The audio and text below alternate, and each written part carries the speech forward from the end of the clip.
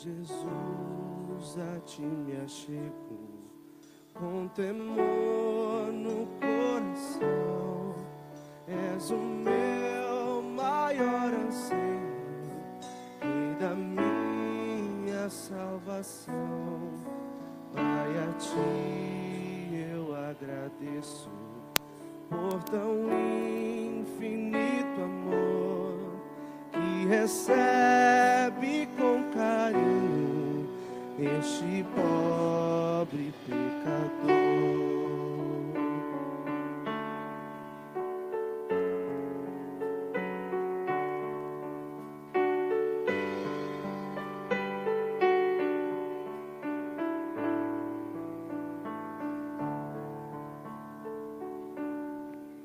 Boa é tua vontade de um onisciente Deus, que meus planos sempre estejam conectados com os teus.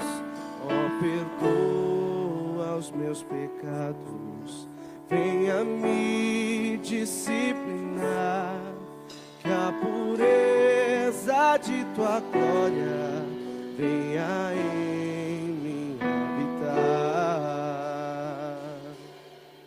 Santo e majestoso Deus, exaltado é Senhor, coroado sobre a terra em tua glória e esplendor.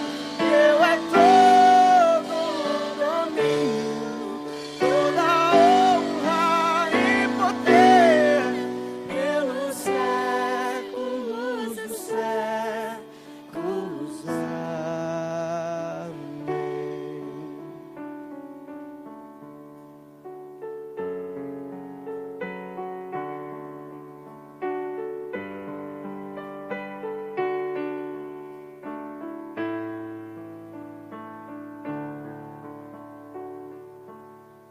Sejas tu meu pensamento ao dormir ou acordar. Dá-me sede da palavra, sempre nela meditar. Faz de mim, pequeno Cristo, digno de ser filho teu, anunciando as boas novas, salvação que vem de Deus. Santo e majestoso Deus, exaltado é Senhor, coroado sobre a terra em tua glória e esplendor. Teu é todo o domínio, toda honra e poder, pelos séculos dos séculos.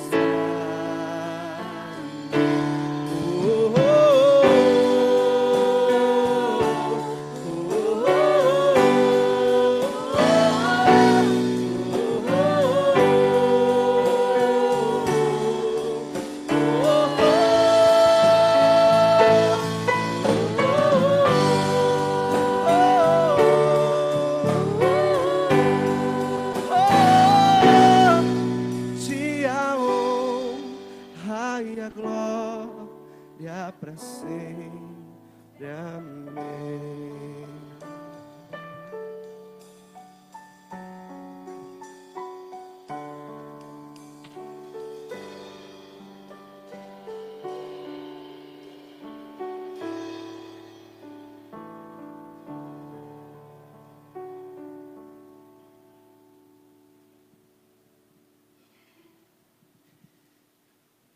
Bom dia, meus amados irmãos.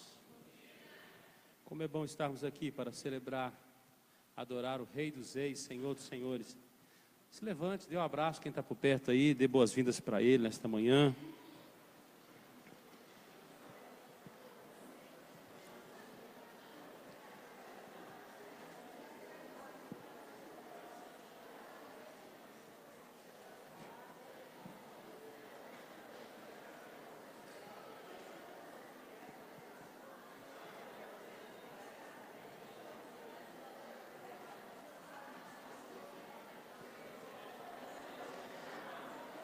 Aproveite para você sentar e orar com alguém nesta manhã, abençoando a vida, a família. Coloca a vida do seu irmão diante do Senhor. É um tempo oportuno, ministra sobre ele.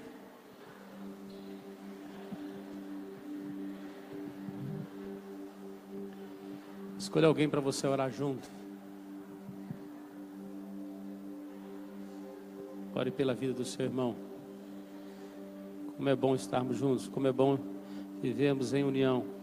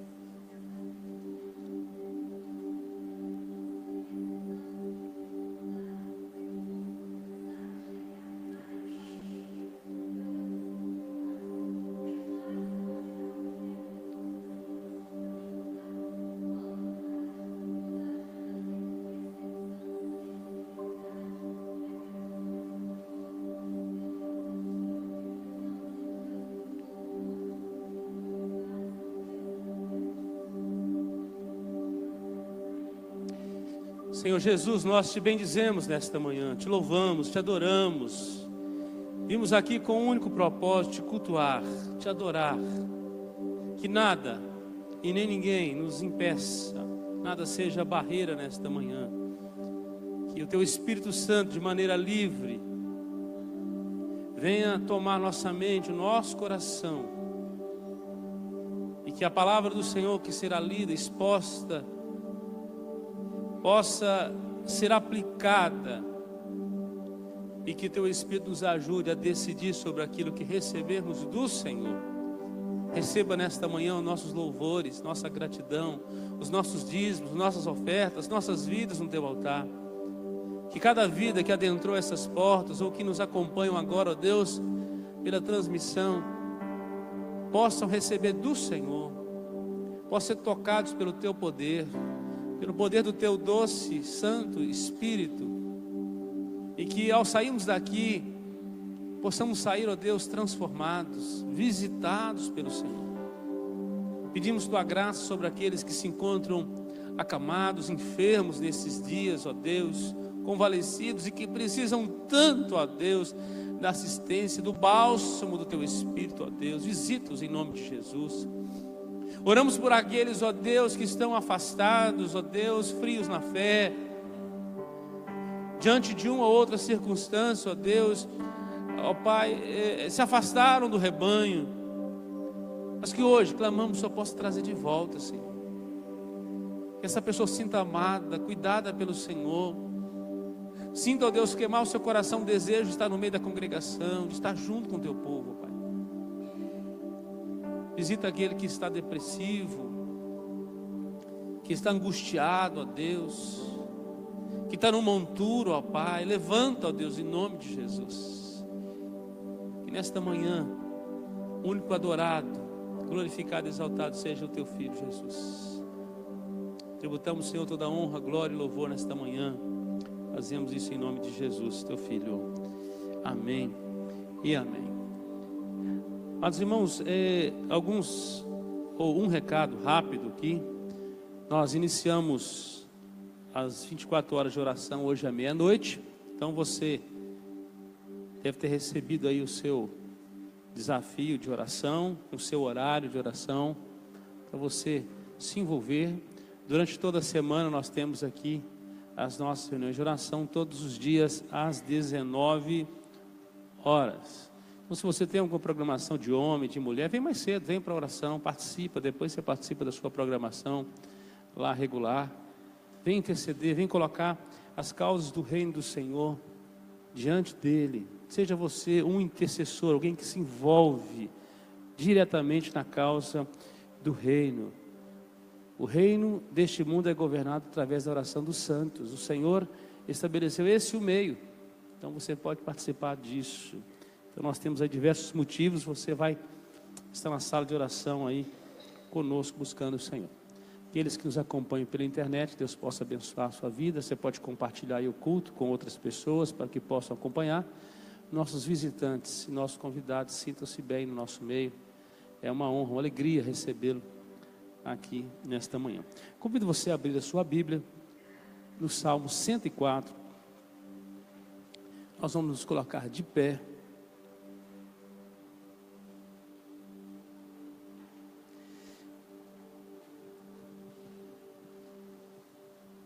Farei esta leitura, os irmãos acompanharão.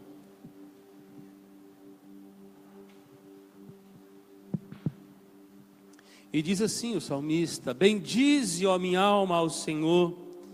Senhor Deus meu, como tu és magnificente, sobrevestido de glória e majestade, coberto de luz como de um manto.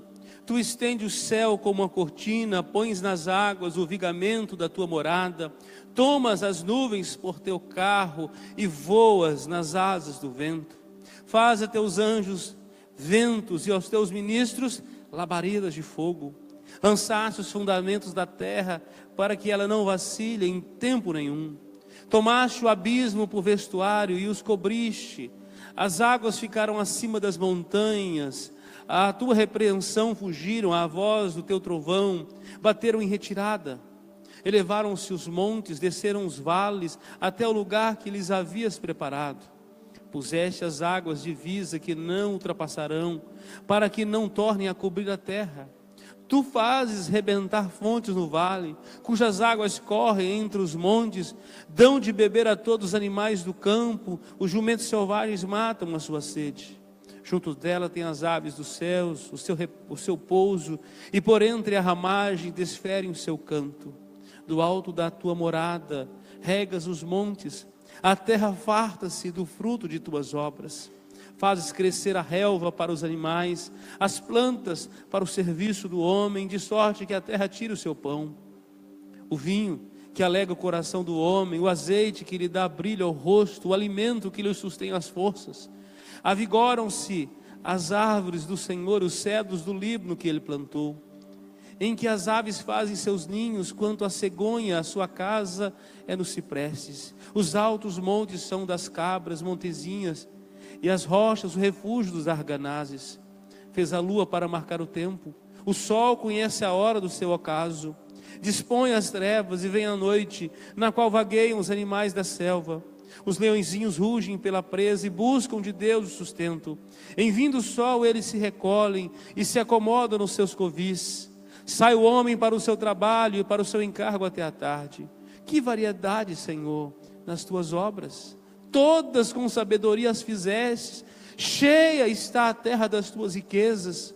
Eis um mar vasto, imenso, no qual se movem seres sem conta, animais pequenos e grandes. Por ele transitam os navios e o monstro marinho que formaste para nele vogar. Todos esperam de ti que lhes dês de comer a seu tempo. Se lhes dás, eles os recolhem. Se abres a mão, eles se fardam de bens. Se ocultas o rosto, eles se perturbam. Se lhe corta a respiração, morrem e voltam ao pó. Envias o teu Espírito e eles são criados, e assim renovas a face da terra. A glória do Senhor seja para sempre. Exulte o Senhor por suas obras. Com só olhar para a terra ele faz tremer. Toca as montanhas e elas fumegam. Vamos juntos diante? Cantarei ao Senhor enquanto eu viver. Cantarei louvores ao meu Deus durante a minha vida. seja-lhe agradável a minha meditação, eu me alegrarei no Senhor. Desapareçam da terra os pecadores, e já não subsistam os perversos. Bendize, ó minha alma, ao Senhor. Aleluia. Vamos repetir? Bendize, ó minha alma, ao Senhor. Aleluia. Você é convidado pela palavra do Senhor nesta manhã para falar bem da glória do Senhor. Esse Deus que nesse salmo criou todas as coisas, governa todas as coisas, os seres menores, os maiores, os mais simples aos mais complexos, todos os organismos vivos deste planeta estão sendo nesse momento sustentados, supridos, governados pelo Senhor. Ele renova todas as coisas, todos os dias, sua misericórdia se renova sobre nós. Como nós temos motivos para adorar o Senhor. Murmuração não deve estar nos nossos lábios, mas deve estar louvor, os altos louvores do Senhor.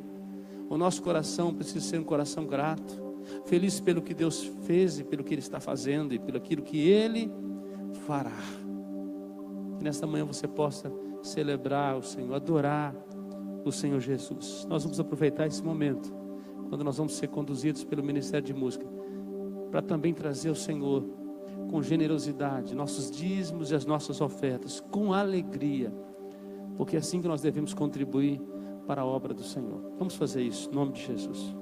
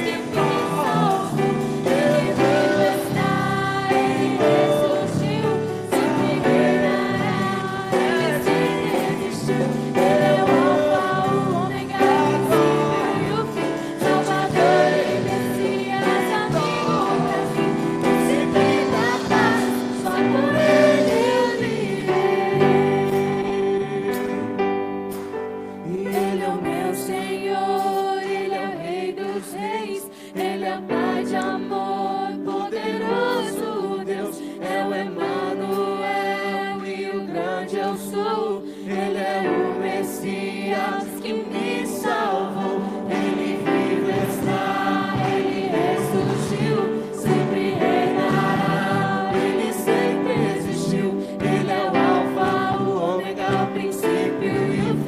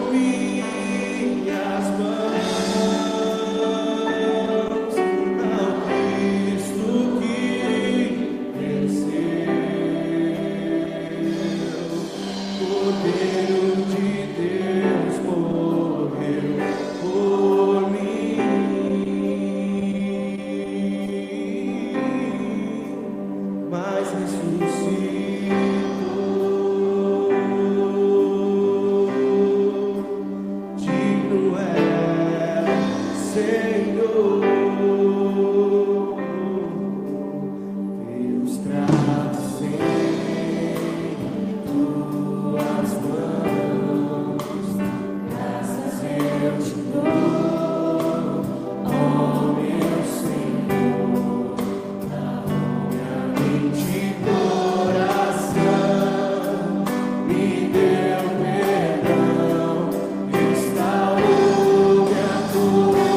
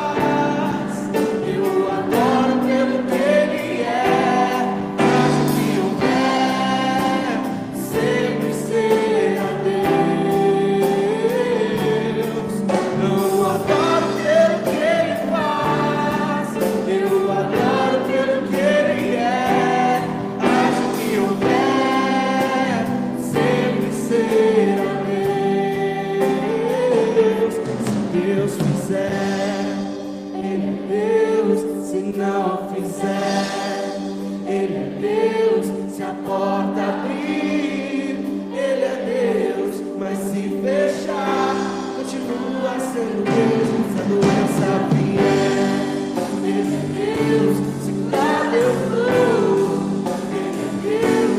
Se tudo der certo, Ele é Deus, mas se não der, continua sendo Deus. Deus é Deus.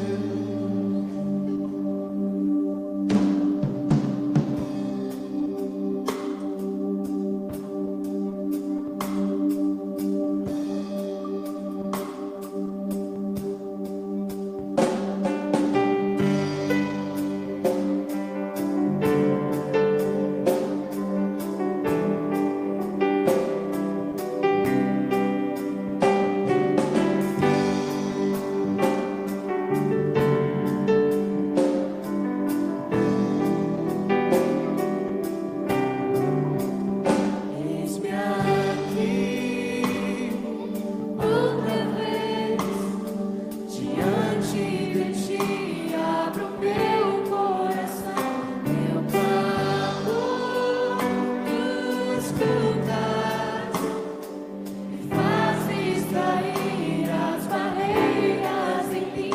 És fiel, Senhor, e dizes palavras de amor e esperança sem fim. Ao sentir o teu toque, tua bondade libertas você no calor deste lugar.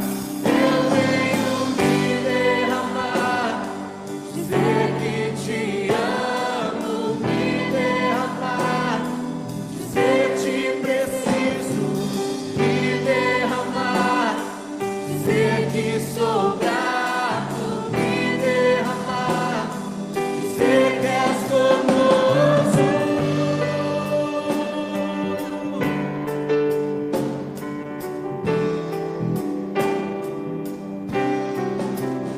Eis-me aqui, outra vez, diante de ti, abro meu coração, meu clamor, tu escutas e fazes cair as barreiras em mim.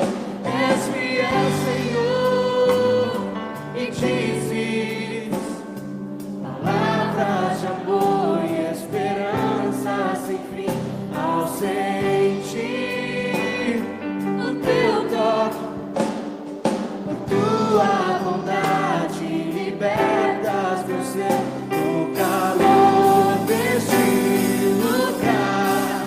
Eu venho me derramar, dizer que te amo, me derramar, dizer te preciso, me derramar, dizer que sou grato, me derramar, dizer que és formoso, me derramar, dizer que te amo, me derramar, dizer te preciso, me derramar, dizer que sou grato, me derramar, dizer que és formoso.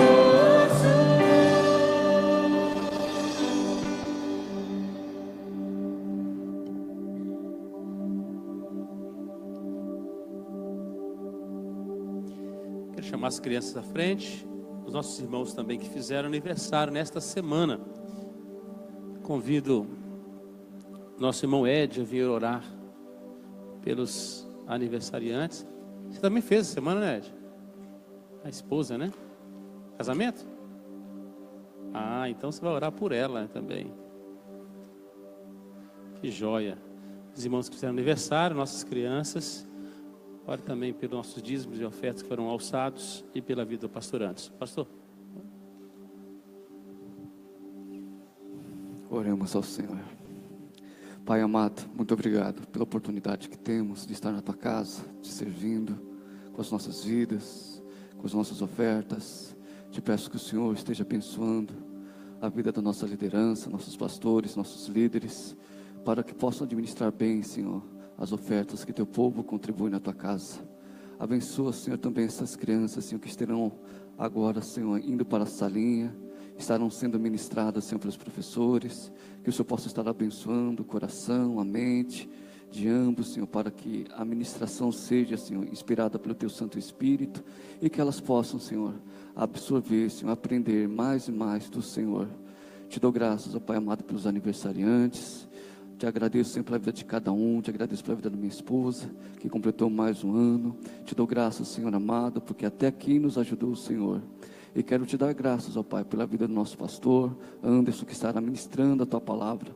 Que o teu Espírito Santo o inspire, que o teu Espírito Santo nos dê a graça, Senhor, de ouvir e entender e receber a tua palavra em nossos corações.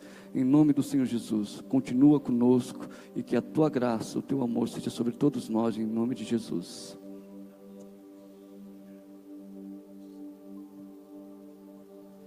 Podem se assentar, amados, bom dia. Deus continue abençoando a todos. Que a graça de Deus venha sobre a sua vida nessa manhã.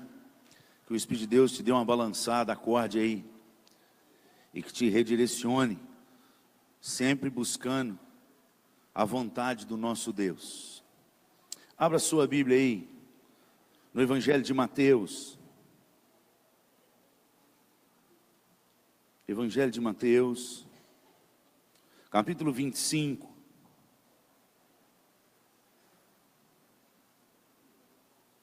Evangelho de Mateus, capítulo 25.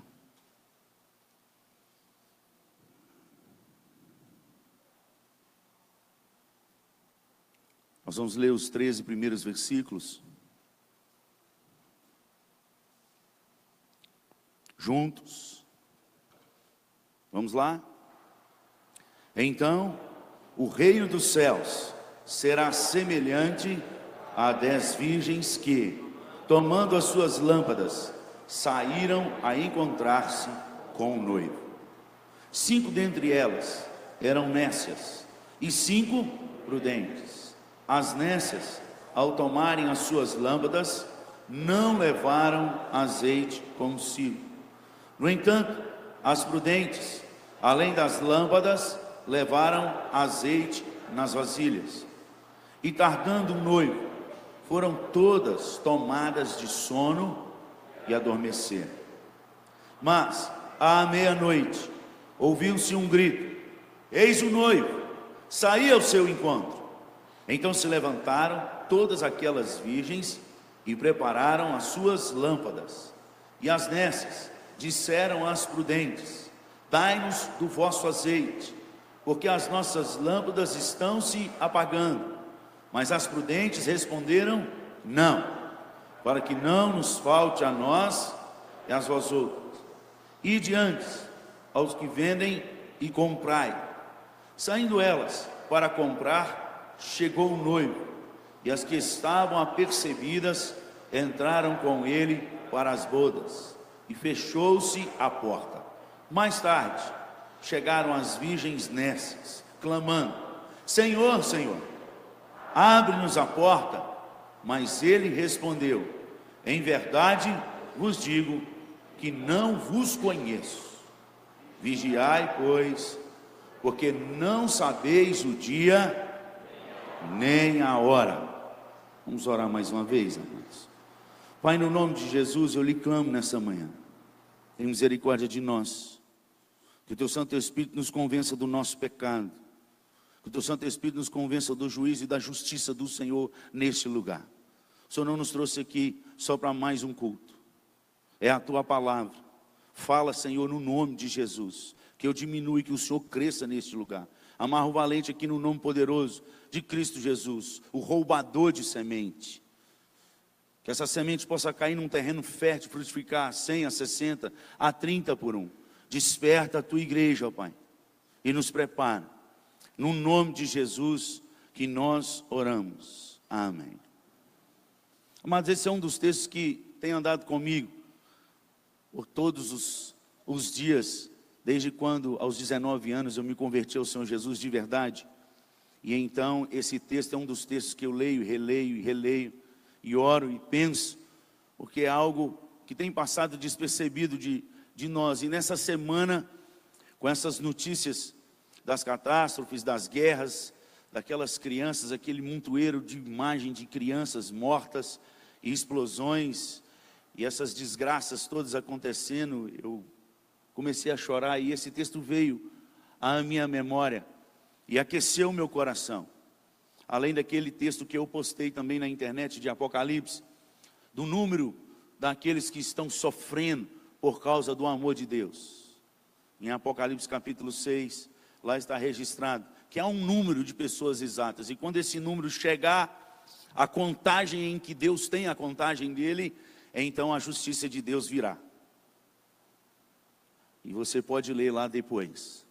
Deus tem um número daqueles que vão sofrer por ele. Nós estamos sendo pegos de surpresa. Ele já contou cada um deles.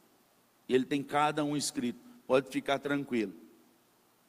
Pode ficar tranquilo que ele é melhor do que o Moro. Pode ficar tranquilo.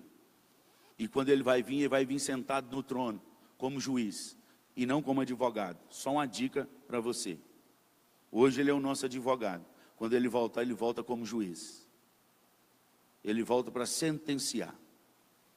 E então, eu voltando nesse texto, eu lembro da passagem que Jesus olha o templo, vê aqueles absurdos, os doutores da lei deturpando a sua palavra e ensinando coisas erradas, fazendo o povo cair no erro.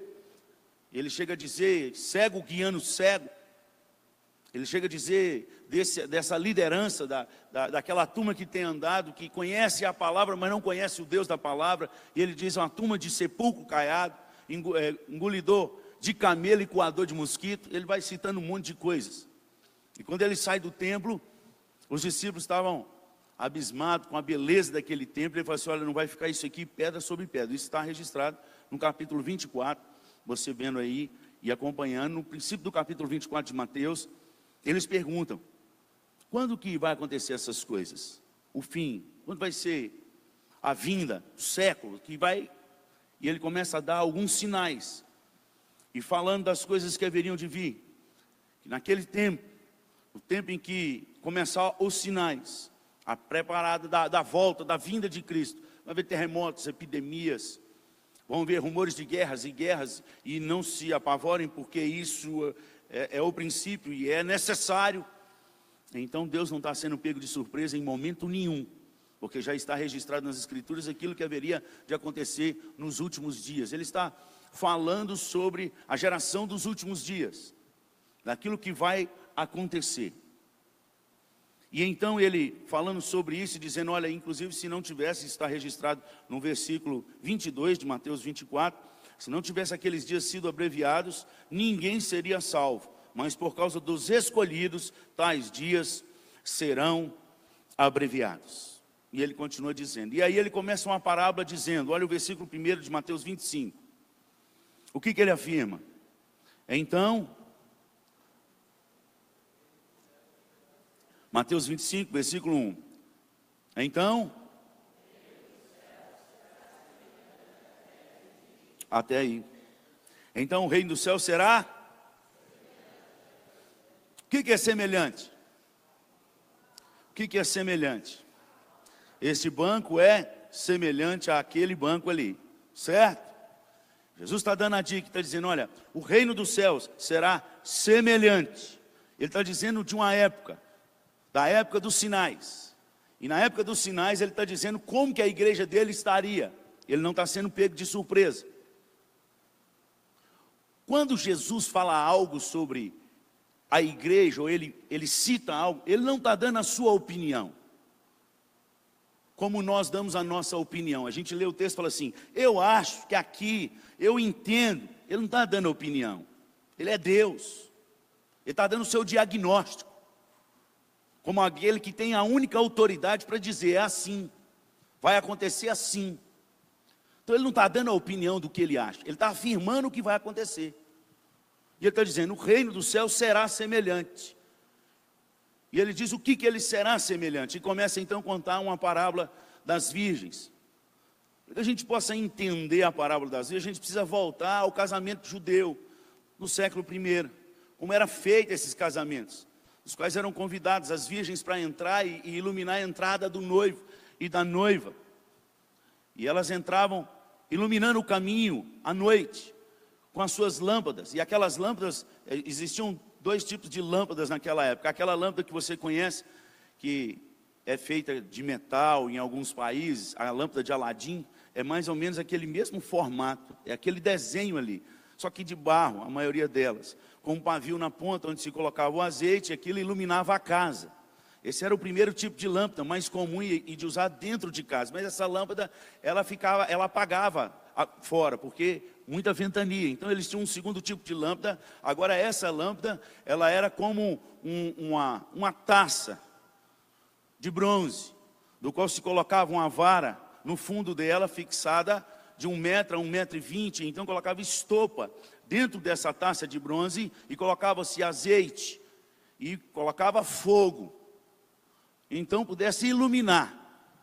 E elas entravam iluminando o caminho para que o noivo chegasse até a noiva. E essa tocha, ela tinha uma permanência aproximadamente de 15 minutos acesa. Ou seja, a cada 15 minutos tinha que colocar um pouco mais de estopa e tinha que colocar mais azeite para acender essa tocha no caminho. Esse é o contexto. Quando ele está falando, olha, o reino do céu será semelhante à parábola dessas virgens. E ele está contando então da volta do noivo e disse, olha, existiam as virgens nécias e as virgens prudentes. Todas virgens, todas de branco, todas simbolizando a pureza, dizendo que é. E ele está dizendo, o reino do céu será semelhante a essa parábola. Nos últimos dias ele está deixando claro, se você olhar para o texto, as nécias vão ficar de fora. É a história que ele está contando. E se você ver, ele está dizendo exatamente o número daqueles que vão ficar e que vão entrar sendo virgens. Se dizendo povo de Deus, santo.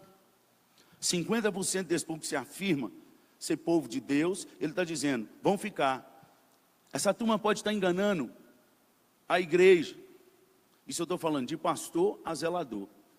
Do mais rico ao mais pobre. É todo mundo no mesmo barco. Pode enganar a igreja, pode enganar os presbitérios, aos concílios, mas não engana o Senhor da igreja. Ele já afirmou e já deu o diagnóstico. As prudentes e as nécias. Gente, a igreja que o pastor pregou domingo passado, que vai muito bem, são as prudentes. É tudo aquilo que ele falou. Está tudo certinho. Não está incluído as virgens nécias. Não está incluído o joio. Não está incluído naquele sermão o lobo. Não está incluído naquele sermão o peixe podre. Porque isso tudo são parábolas que Jesus está falando do reino dos céus.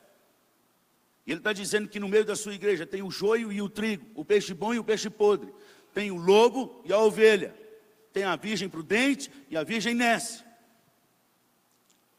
Porque a gente escuta um sermão igual daquele de domingo passado, e fala assim, nó, glória a Deus, vai muito bem, eu estou muito bem. E eu te pergunto, será?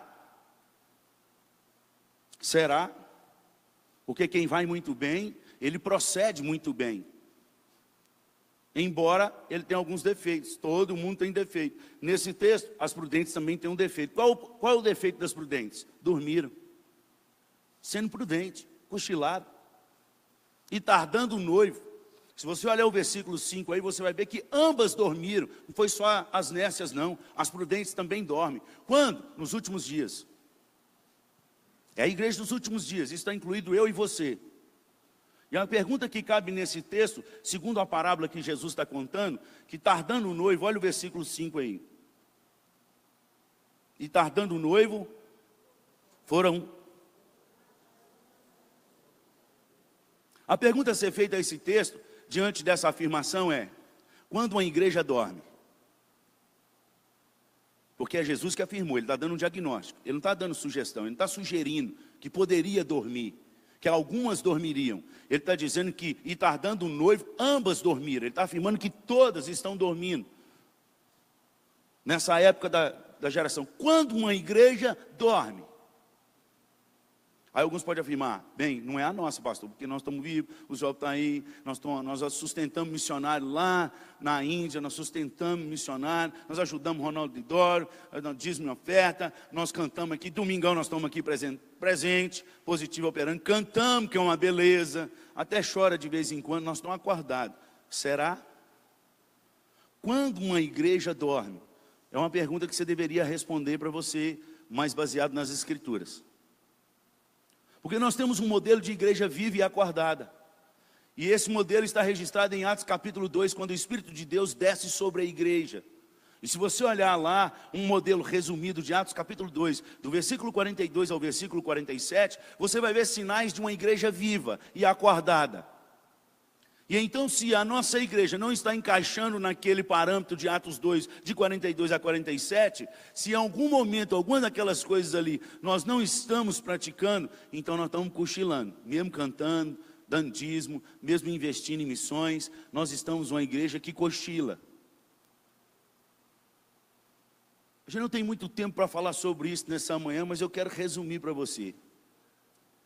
Uma igreja que dorme é uma igreja que não perdoa. Tem muita gente dentro dessa igreja magoado com um com o outro. E enquanto não perdoar, você está dormindo, irmão.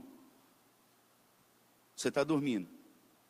Sendo prudente ou sendo nécio. Eu não sei, eu ainda não cheguei na prudente e na nécio. Eu estou chegando só no dormir. Isso não é de Deus. Isso não procede da palavra. E você está dentro da igreja no caminho errado. Igreja que não perdoa é uma igreja que dorme. Eu estou falando de pastor a zelador. Do mais rico ao mais pobre. Nós precisamos aprender a perdoar. Perdoar não tem nada a ver com emoção. E nem com machucado. Perdoar tem a ver com decisão. A Bíblia falou, se o teu irmão pecar contra ti, perdoa. Se 70 vezes 7 ele pecar, perdoa. Lá não está falando se ele pedir perdão. Está falando se você identificou que houve a mágoa, já libera. Ele pedindo ou não, é problema dele. Se você que machucou, entendeu que machucou, vai lá pedir perdão. A pessoa liberando ou não, é problema dela. Você tem que fazer a sua parte. Uma igreja que não perdoa, é uma igreja que dorme. É uma igreja que está fora do prumo. Não adianta, irmão. Você pode saber teologia de cor, você pode ter mestrado, doutorado, PhD, tudo Z de teologia. Sem perdão, tudo que você aprendeu é zero. É abaixo de zero. Irmão, não estou aqui para machucar ninguém, eu não estou aqui para bater em ninguém, mas Deus me constituiu a atalaia da igreja dele. Eu tenho o senso do meu chamado. Eu não sou pastor, eu não sou contratado de igreja, eu sou profeta de Deus. Deus me chamou e assim o fez. Eu estou tocando a trombeta nessa manhã. Se você não ouvir, filho, quando Jesus voltar, o seu sangue vai ter lavado das minhas mãos. Eu vou estar livre disso.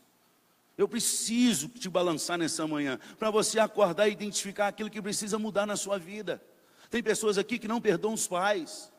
Tem pessoas aqui que não perdoam os filhos. Tem pessoas que não perdoam os amigos, eram amigos, mas por causa de uma coisa, deixou de andar junto. Hoje nós estamos precisando crescer no nome de Jesus. Nós estamos precisando crescer em nome de Jesus. É por isso que existe a sala de amadurecimento cristão. Para aprender a amadurecer.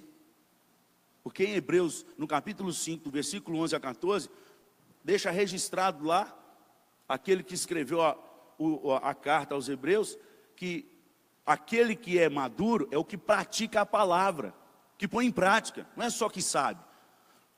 Quem só sabe e não põe em prática, ele tem uma deficiência chamada hipocefalia. É um cabeção grande, de muito conhecimento, mas o corpinho, não cresceu, porque só cresce se praticar. Nós precisamos colocar em prática aquilo que nós aprendemos. Uma igreja que não perdoa é uma igreja que dorme. Se você não está perdoando e não está pedindo perdão aí, filho, você está precisando acordar. Isso é só uma igreja que anda como o mundo é uma igreja que dorme. Pratica as mesmas coisas. É o mesmo modo vivente. Tudo que o mundo faz, copia. Está dormindo, irmão. Pode-se dizer igreja. É inconcebível alguém que anda com Deus fazer as mesmas coisas. Paulo cita, faz uma alusão desse texto aqui em Efésios capítulo 5. É um texto bom de você agarrar nele, fazer morada. partir do versículo 14, ele vai falar, pelo que diz, desperta, ó tu que dormes, levanta dentre os mortos, e Cristo te iluminará. Ele também afirma que a igreja está dormindo. E ele faz alusão a esse texto, porque ele não só cita que a igreja está dormindo, mas ele fala, vede prudentemente como andais, não como nécios. Então ele está dizendo das prudentes e das nécias. Ele cita, ele tem esse texto, ele pode não estar pregando a parábola, mas ele vem esse texto, das virgens e das nécias. É deucidência demais. E ele fala, olha, aprende a resgatar o tempo, a remir, a tirar um tempo com Deus. E aprenda a procurar, a perceber qual que é a vontade do nosso Deus. Esse é o prudente. O prudente é aquele que anda na vontade de Deus, não naquilo que ele acha e quando ele quer e do jeito que ele quer. Porque aí ele não morreu. O grande problema dos relacionamentos dentro da igreja é porque a grande maioria não morreu para si mesmo. E quem não morre, ele se acha no direito. Quando a gente aprende a obedecer à palavra do nosso Senhor Jesus e seguir a Ele como Ele quer e não como nós queremos, que Ele diz, quem quer me seguir, negue-se a si mesmo, toma a sua cruz, morra, para depois me seguir.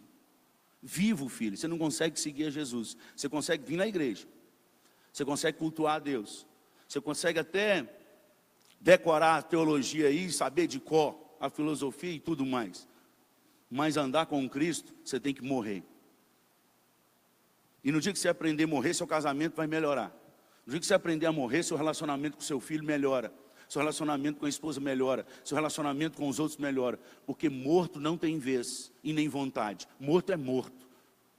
E aí só vai prevalecer o que Cristo quer. Paulo fala isso. Paulo fala que nós temos que ser dignos daquela vocação da qual nós somos chamados. Efésios capítulo 4, 1. Em Efésios capítulo 5, 1, ele fala, sede, pois, imitadores de Deus. De Deus. Em outra palavra, Paulo fala, sede, pois, meus imitadores, como eu sou de Cristo. Hoje nós temos um monte de gente imitando aí, um monte de doutor, um monte de filósofo, um monte de pastor, mas Jesus mesmo está fora. Não, eu faço assim porque o pastor fulano de tal faz, foi ele que me ensinou. Não, porque o doutor fulano de tal deixou escrito. Ele pode ter deixado escrito 10 mil livros, se não bateu com a palavra de Deus, joga tudo fora. O nosso livro de regra de fé e prática é esse aqui, ó. E nós prometemos isso aqui diante de Deus, quando a gente da pública profissão de fé, que nós vamos ter esse livro como um livro de regra, de fé e de prática, e de prática, e de prática, e de prática. Nós precisamos acordar, amados, porque o noivo está à porta. O noivo está à porta. Nós não precisamos só acordar, a primeira palavra é acordar. Acorda, irmão. Acorda nessa manhã, porque amanhã pode ser tarde. A segunda palavra nesse texto é preparar, não é só acordar.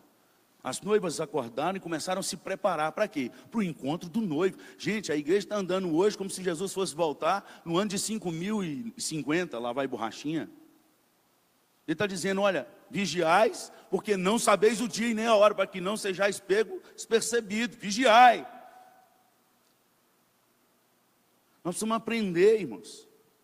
Não só acordar, mas a nos preparar. É preparação. Não é de qualquer jeito. O noivo está voltando.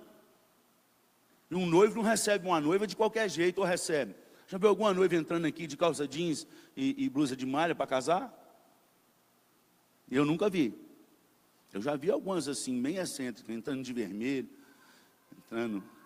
Mas despreparada eu nunca vi. Descabelada, sem fazer chapinha, aquela maravilha.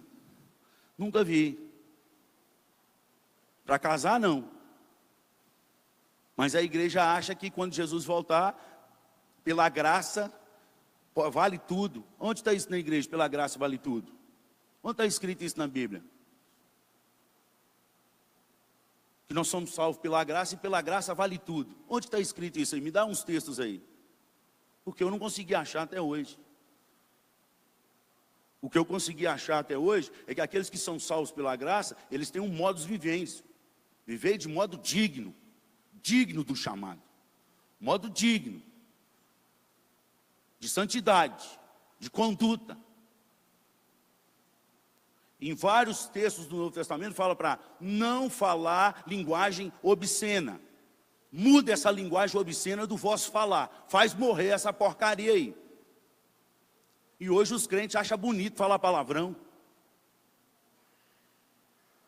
Ou eu estou aqui exagerando? Os meninos que estão em casa aí que podem dizer.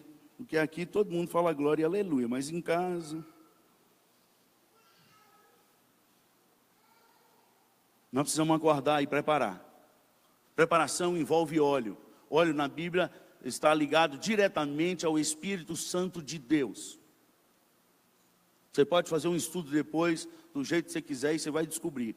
Assim como a água está ligada ao lavar, ao regenerar, à mudança de vida, o óleo está ligado ao selo, à unção. A unção que vem de Deus. A Bíblia chama de Jesus o ungido do Senhor. E João cita isso 2 vezes sobre a igreja. Vós que sois ungidos do Senhor. Há um selo. O óleo. Eram 2 coisas que não podia faltar no templo. Era o incenso, e a gente vê lá em Apocalipse que eram as orações. E Jesus fala isso o tempo inteiro, orar sem cessar, o tempo inteiro. E o óleo, para que não apagasse as lâmpadas. As lâmpadas não podem ser apagadas. Elas têm que ficar acesas. O que mantém uma lâmpada acesa não é o conhecimento que ele tem, mas é o óleo que carrega sobre ele. Você vai ver isso aí em Eclesiastes capítulo 9. Tem um versículo, eu creio que é o versículo 8, se eu não me engano. Que nunca falte, que as suas vestes sempre sejam brancas e que nunca falte o óleo sobre a vossa cabeça. Nunca falte. Nós precisamos ter óleo, irmãos. E óleo é a presença do Espírito. E a presença do Espírito só vem para quem busca, para quem pede, para quem bate. Não é para quem crê. Onde está registrado isso? Jesus Cristo. Evangelho de Lucas capítulo 11, versículo 13. Põe na tela para mim, por favor. Evangelho de Lucas capítulo 11, no versículo 13. O contexto que Jesus está ensinando os discípulos a orarem.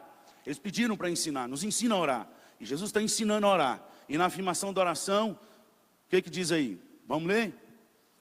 Ora.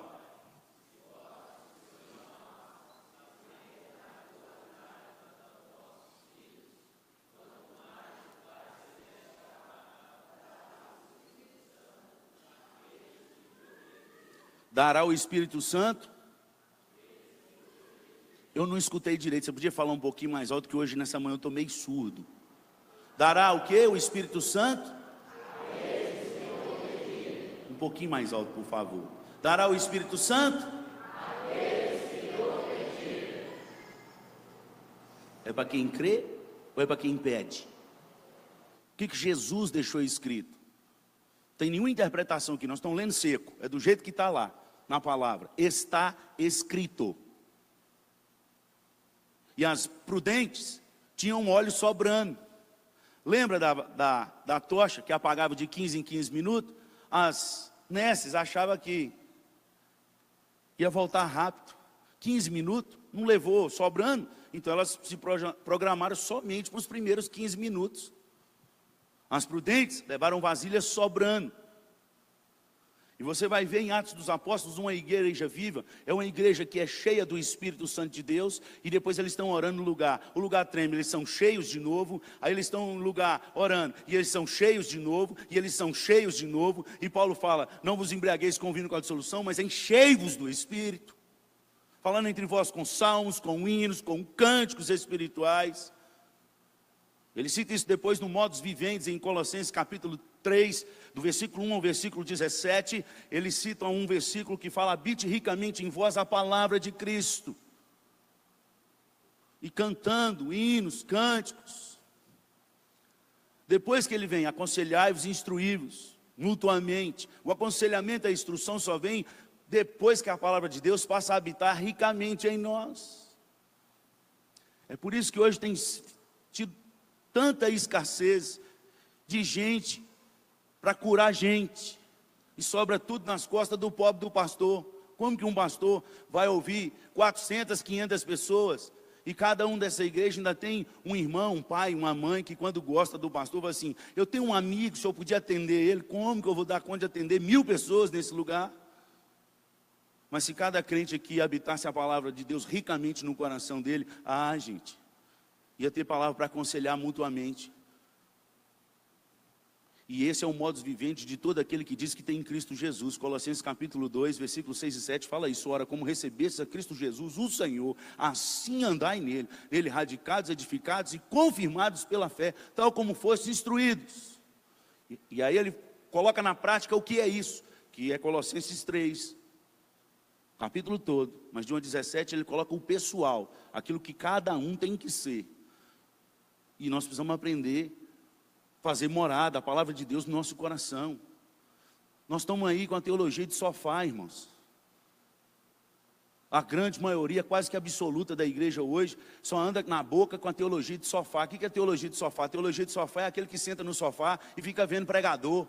Aí gosta de um, não, eu concordo com isso aí, eu vou com isso. Ele não lê a escritura. Eu fiz esse teste lá no acampamento.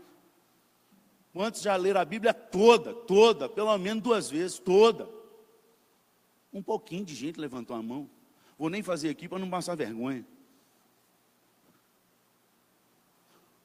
Porque a fé vem pelo ouvir a palavra, pela ler a palavra.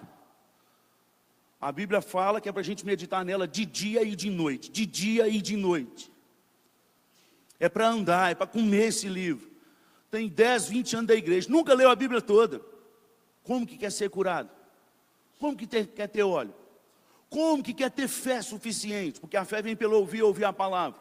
Se não faz morada nas escrituras, se não deixa essa palavra descer da mente, porque a grande maioria de nós hoje não medita na palavra. Tem muito conhecimento, mas meditação nenhuma, zero. Não desce.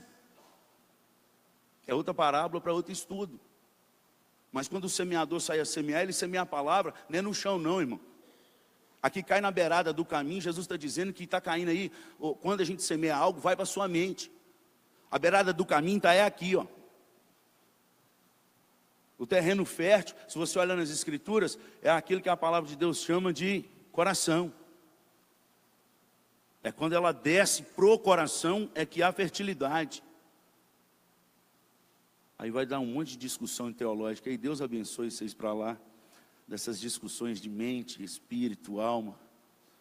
Mas o nosso Senhor Jesus falou que a palavra, ela pode dividir essas coisas aí.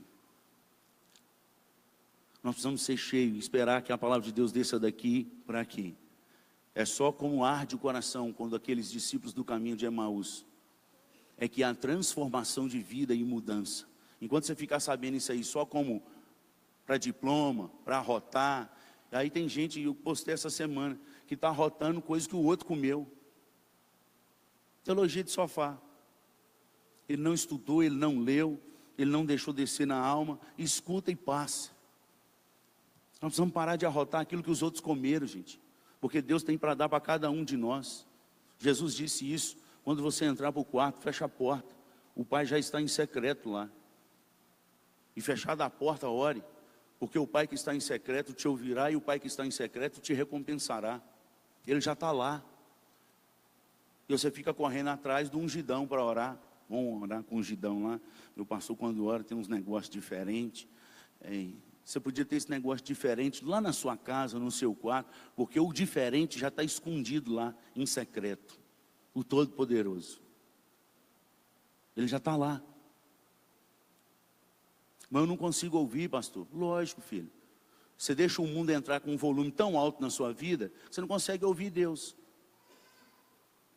Como é que Elias ouviu Deus? Foi no raio? Foi no terremoto? Foi no fogo? Onde que Elias ouviu Deus? Quando ele estava fugindo? No sussurro, no cicio. Põe o volume do mundo na sua casa lá em cima. Quem dita as regras dentro da sua casa é a televisão. Quem dita as regras da sua casa é o MC gordinho, o MC careca. Quem dita as regras da sua casa são as músicas do mundo. no talo. De Deus, só aqui e olha lá. Dependendo da música, você nem canta de raio, porque você não gosta. Essa eu não vou cantar. Essa eu não vou nem levantar. Vai, glória a Deus, né? Louvado seja o nome seu. Aleluias a você. O culto é para você, não é para Deus. Mas a voz do mundo lá na sua casa está, ó. Como é que você vai ouvir a voz de Deus, amado? Não tem jeito. Abaixa a voz do mundo lá na sua casa, você vai ver como é que vai melhorar. Você vai ver quando você entrar para o quarto, você vai ouvir a voz de Deus. Mas quem tem que abaixar o som é você, não sou eu. Eu não estou lá. Quem tem que decidir isso é você. Olha, o noivo está às portas. Não basta acordar. Tem que se preparar. Tem que se preparar. E a preparação de uma lâmpada é colocar óleo. E o óleo é encher do Espírito. E o encher do Espírito, segundo Efésios capítulo 5, versículo 19, tem que ter o modus vivendi, falando entre vós com salmos, entoai hinos e cânticos espirituais. É isso que nos enche. O resto esvazia, filho. O que não enche, esvazia. Olha o maior tempo da sua vida, o que você está ocupando aí, que você vai ver o que está enchendo sua vida. É fácil saber, é só encostar perto de você e começar a conversar, porque a boca fala do que está cheio o coração. Vê os grupinhos, aquilo que conversa no WhatsApp, aquilo que conversa no Facebook. Olha seu Facebook e o seu Instagram, o que você posta, e você vai ver quem você é. Você vai ver de que você está cheio. Nós precisamos estar cheios do nosso Senhor Jesus, da palavra de Deus. Nós vamos buscar a palavra de Deus e o reino de Deus. Meditar nessa palavra de dia e de noite. De dia e de noite. Você sabia que isso é prática presbiteriana, inclusive? É recomendação da nossa Constituição. Palavra, oração, jejum. Tem nos princípios litúrgicos da nossa igreja, para quem gosta de Constituição. Deve jejuar, mas na Bíblia fala. Na Constituição sugere. Na Bíblia ordena. E nós precisamos aprender isso. É isso que nos enche de Deus. Preparação. Amém? Nós precisamos manter essa tocha acesa. Não é só acender esse fogo do Espírito no nosso coração. Fogo é que traz, que ilumina o caminho, que traz a direção. Uma tocha, ela pode ser a mais bonita que for. Ela pode ter a melhor estopa que for. Se não estiver pegando fogo, não ilumina nada. Tem que ter fogo, irmão. Tem que ter fogo. Salmo 104, versículo 4.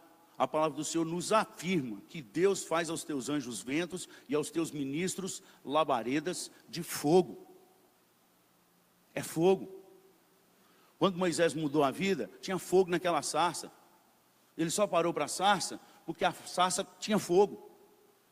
Sarça é um arbusto comum no deserto. Igreja hoje é um arbusto comum na sociedade. A sociedade só vai parar quando esse arbusto tiver fogo.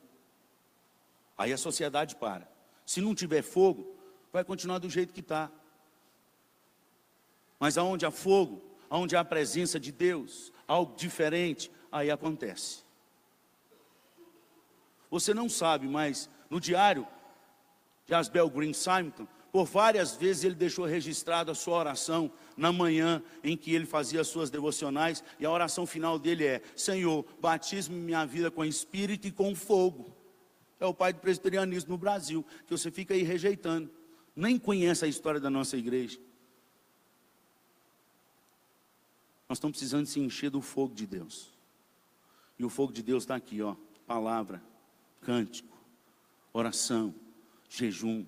Nós precisamos encher essas lâmpadas, porque elas precisam brilhar no nome de Jesus. Porque só as prudentes vão entrar. A primeira palavra é acordar, a segunda palavra é preparar, a terceira palavra é manter. Mais do que ter fogo, precisa manter esse fogo. Quando Abacuque viu, e aquele texto foi pregado domingo passado, e sentiu alarmado no decorrer dos séculos, ele faz uma oração e fala: ó Senhor, aviva a tua igreja no decorrer dos séculos. Ele viu que a igreja ia morrer várias vezes, porque a palavra avivar lá é trazer de volta, é dar o choque. para voltar o coração a bater, é ressuscitar. Faz de novo, Deus. Faz de novo, Deus. E essa tem sido a minha oração nesses dias. Muitos anos eu tenho orado.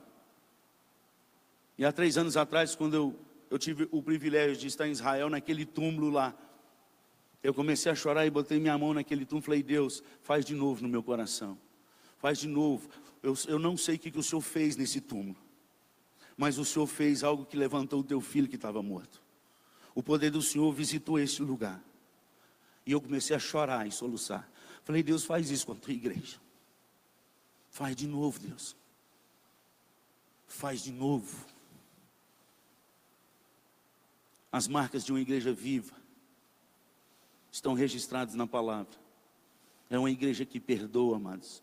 É uma igreja que caminha a segunda milha. É uma igreja que reconhece seu erro e bate no peito e diz, ser propício a mim, pecador. É esse tipo de igreja que Deus responde. É o contrito e abatido de espírito, que reconhece que está em pecado. Ali Deus vem e faz morada com ele para levantar de novo. Nós temos que reconhecer onde nós caímos. Nosso país não está bem, não vai melhorar. Porque o que melhora um país não é uma direção de liderança que a gente vai votar esse ano, mas é o Senhor. Deus não mudou. O homem escolheu a democracia e reis. O problema do povo de Israel foi quando eles decidiram fazer o que todo mundo faz. Esse negócio de seguir modismo já é antigo, está na Bíblia. E Samuel entristeceu de chorar a alma, e Deus teve que consolar o profeta e disse, Samuel, eles não rejeitaram você não, calma, eles rejeitaram a mim. Eu já escolhi um homem para liderar eles. O reino de Deus é chegado entre vós, e o reino de Deus não há democracia, irmão. A sua tristeza, o reino de Deus não existe democracia, ele não é democrático, ele é teocrático. Só há um Deus, um Senhor, e o resto é servo, se quiser. Se quiser. Em Lucas, deixa registrado no capítulo 14, versículo 25, 26, 27 e 33. E a última palavra desses 3 versículos, porque ele fala coisas diferentes, mas todas são renúncia. Ele fala assim, aquele que não renunciar à sua própria vida, não serve para ser meu discípulo. Jesus não está dando sermão amoroso aí não, irmão. Está não, minha querida.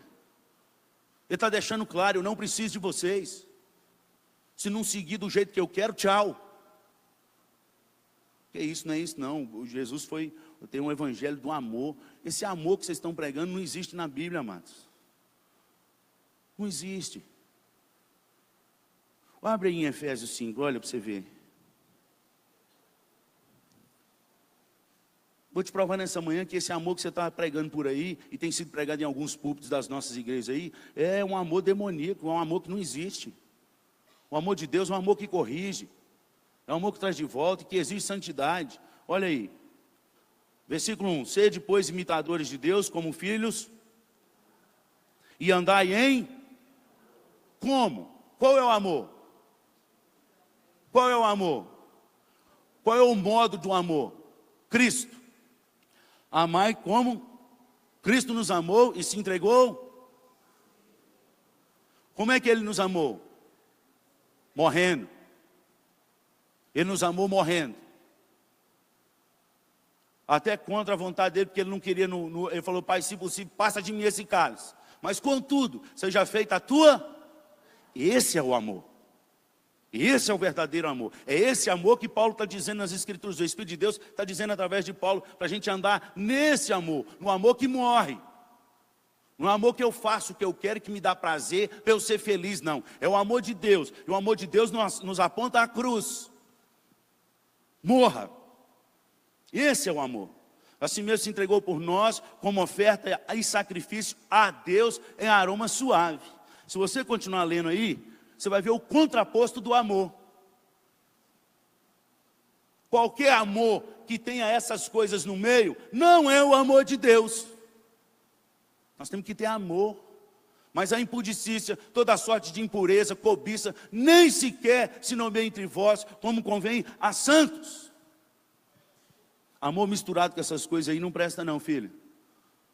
O amor de Deus é um amor santo. É um amor separado.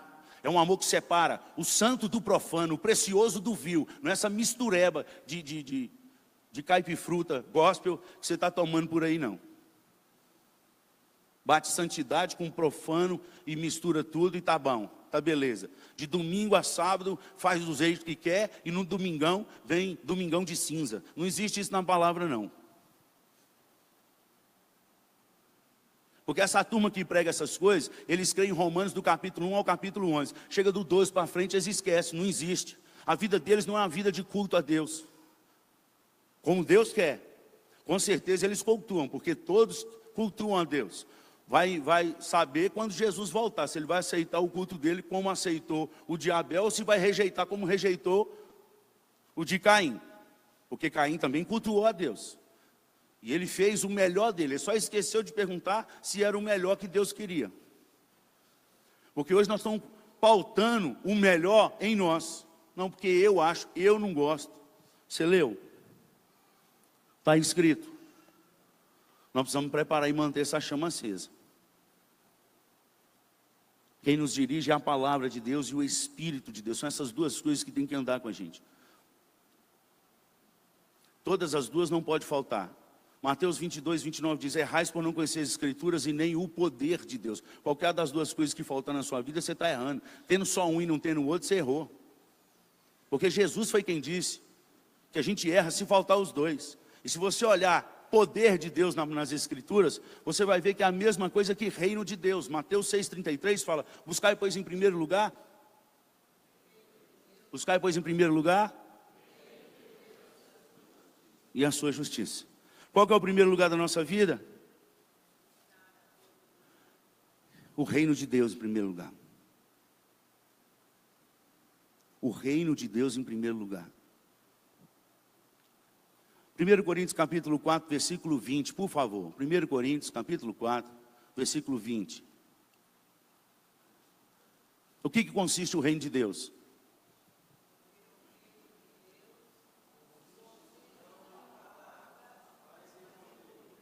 Porque o reino de Deus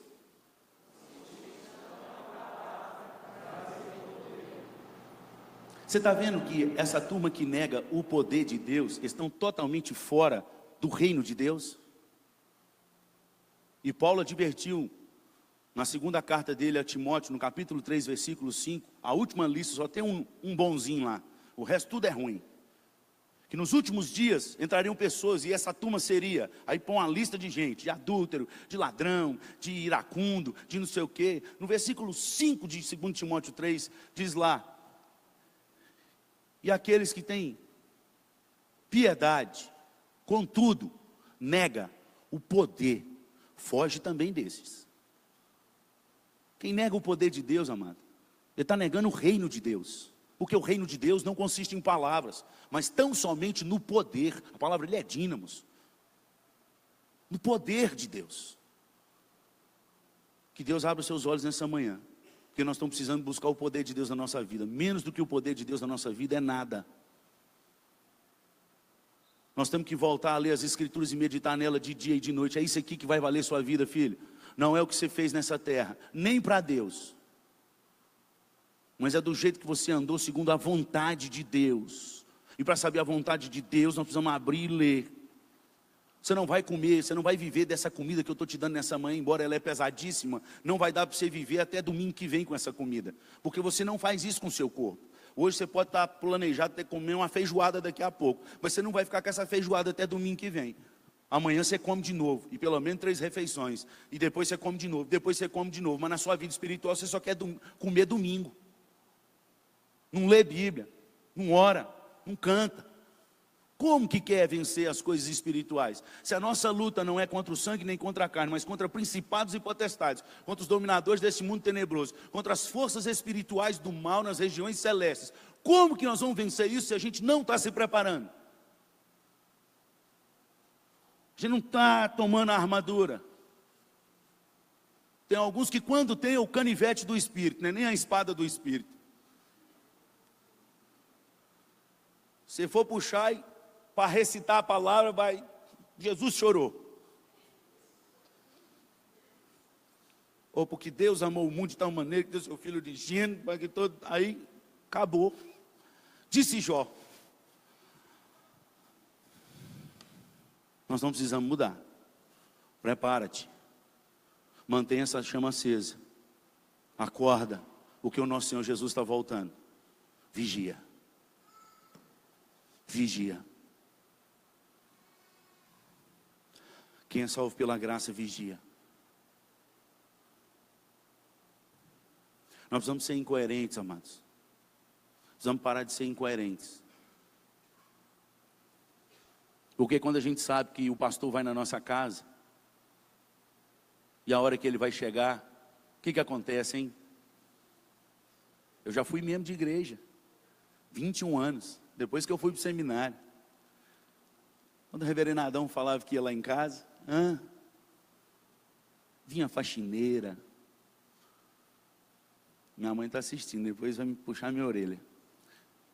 E faz pão de queijo, e faz suco, e faz não sei o quê. Teve uma vez que eu fui comer numa casa, que um menino falou assim, eu não esqueço até hoje, foi no meu primeiro ministério, eu tinha 25 anos.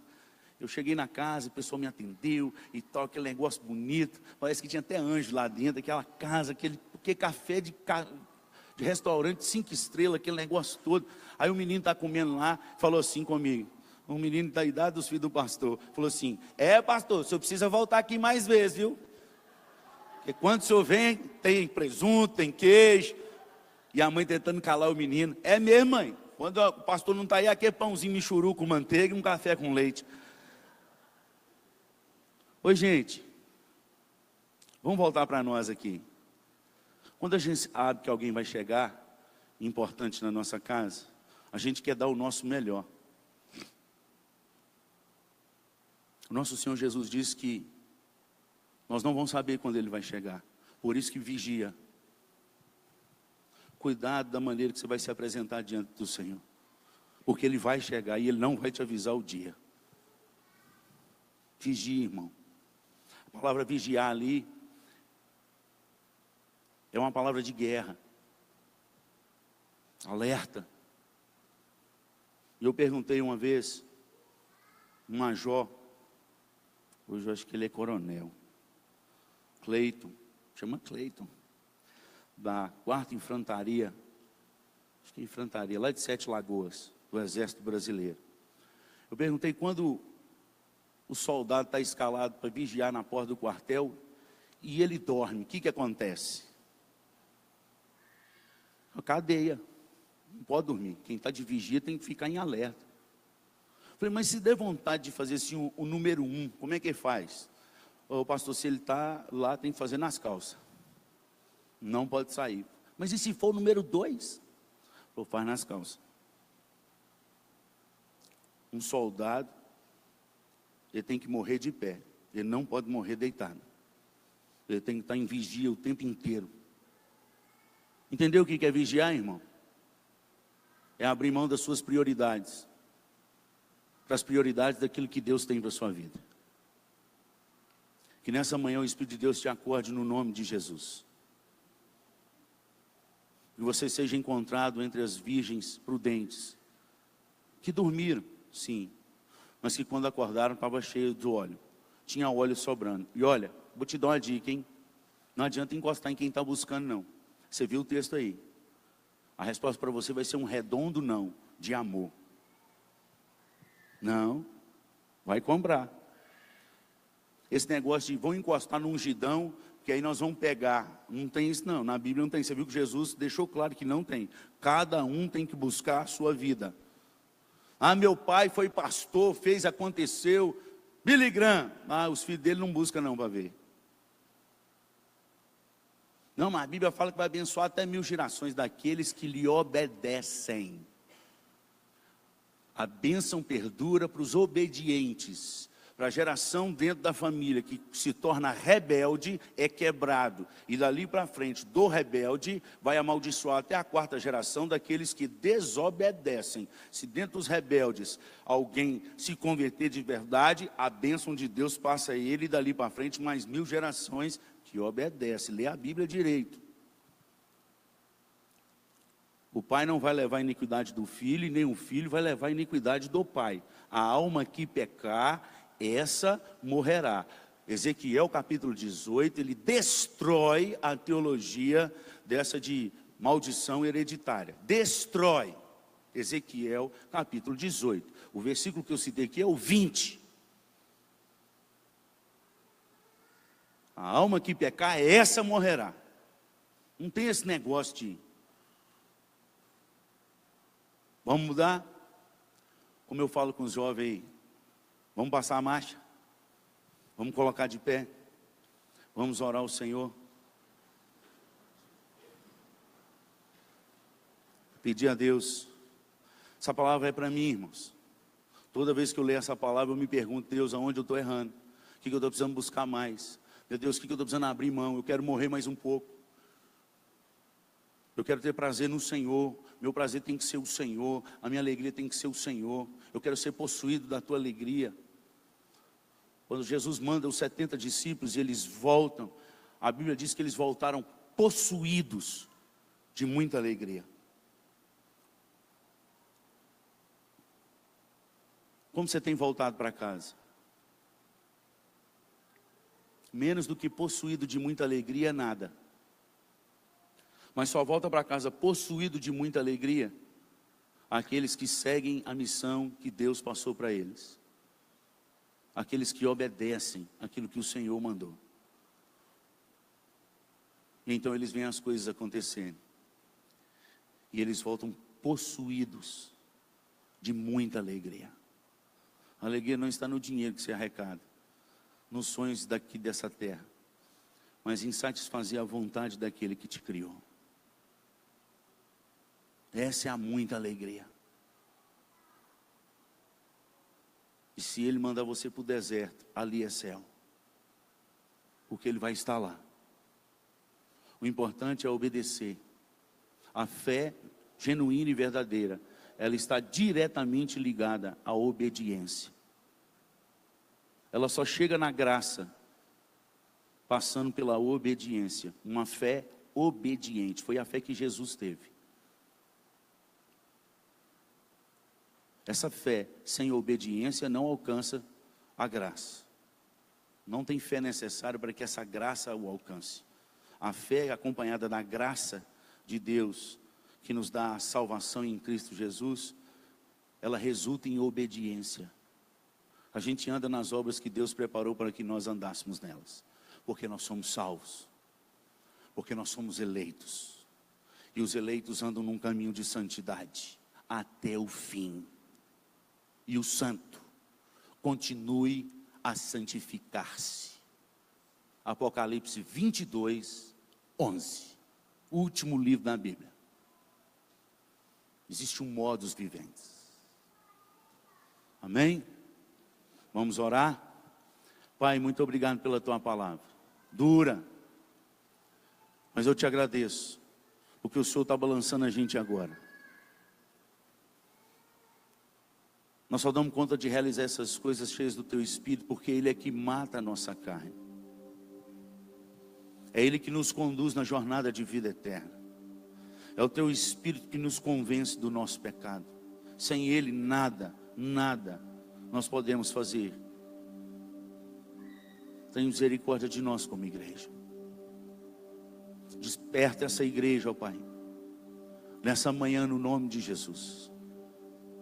Desperta os corações no nome de Jesus. Que haja decisões nessa manhã de liberação, de perdão. E que o Senhor cure a dor. Que nessa manhã haja pedidos de perdão. E que o Senhor cure a dor. Que nessa manhã há pessoas ressuscitando diante do Senhor. Que haja vida, que haja luz. A volta a Ti, não igreja, a Ti, o Senhor da igreja. Que nessa manhã, Pai, haja vida e vida em abundância. Que os Teus rios, como o Senhor prometeu, passem neste lugar de uma maneira poderosa e soberana. Porque só Tu és Deus. Não nos respeite, ó Pai. Não respeite a nossa denominação. Porque acima da nossa denominação está o Senhor. assentado num alto e sublime trono. E santo, santo, santo, santo é o Senhor dos exércitos. Santo, santo, santo é o Senhor.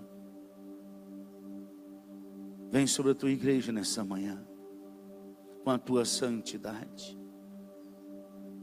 e queima os nossos lábios impuros, porque temos vivido com lábios impuros no meio de um povo de impuros lábios. Vem e queima nessa manhã, Senhor.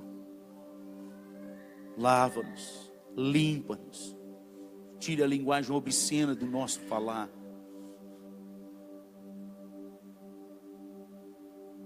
E que o Senhor continue reescrevendo a história dessa igreja. Que possamos ser achados naquele dia entre as prudentes. Essa é a nossa súplica nessa manhã, no nome poderoso de Cristo Jesus. Vamos aproveitar que estamos de pé, vamos adorar o Senhor com um cântico, depois eu passo a palavra para o Roberto. Vamos adorar o Senhor.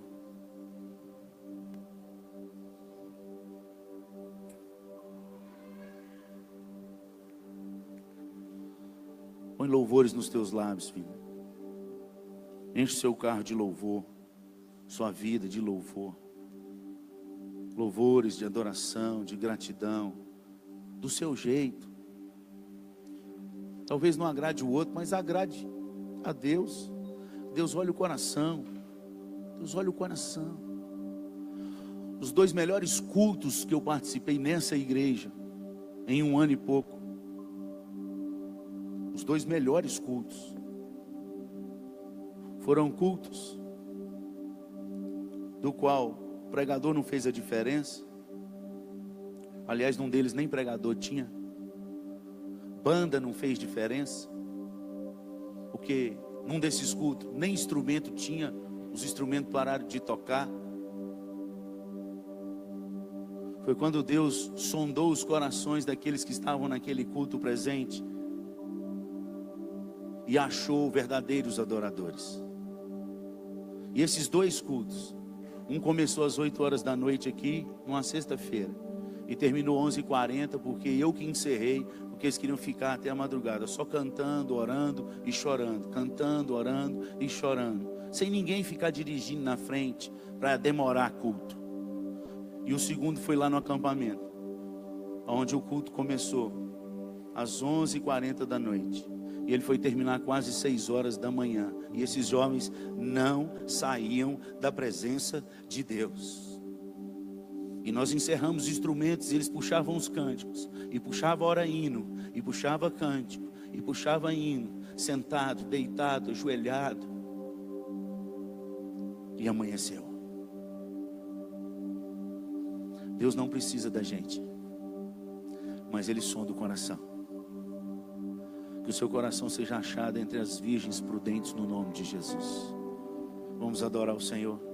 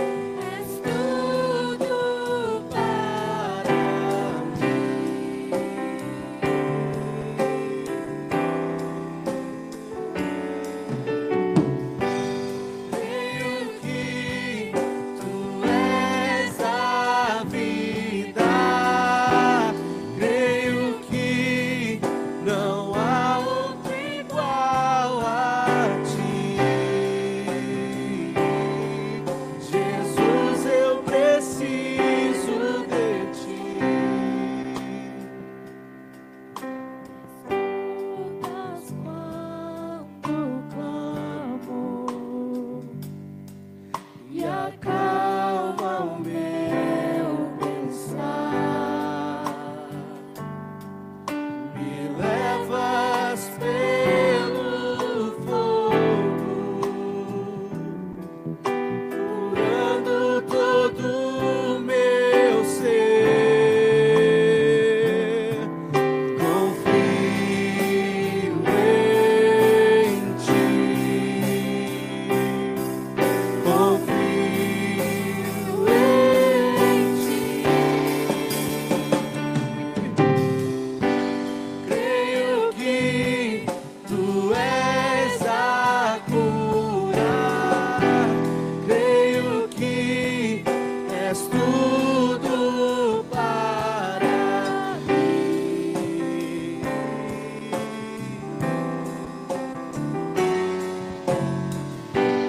Creio que tu és a vida, creio que não há outro igual a ti. Jesus, eu preciso de ti.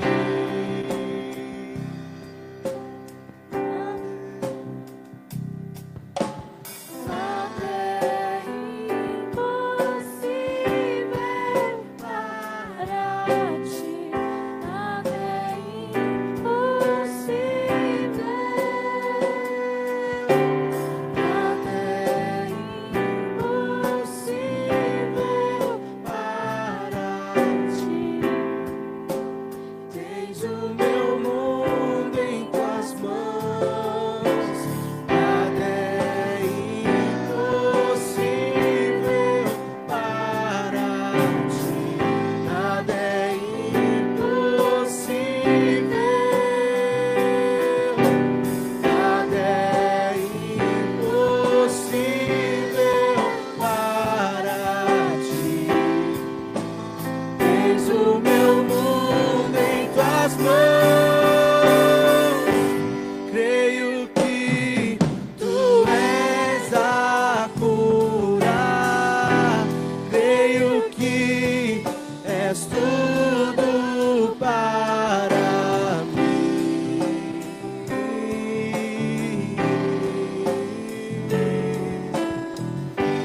Creio que tu és a vida, creio que não há outro igual a ti.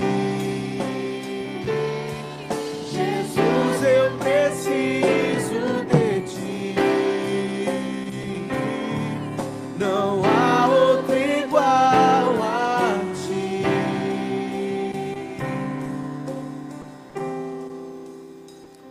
Amém. Pode se assentar. Lembrando os irmãos que hoje à noite nós vamos ter ceia. Então se preparem e venham com gratidão e muita alegria. O seu irmão Roberto está com a palavra agora.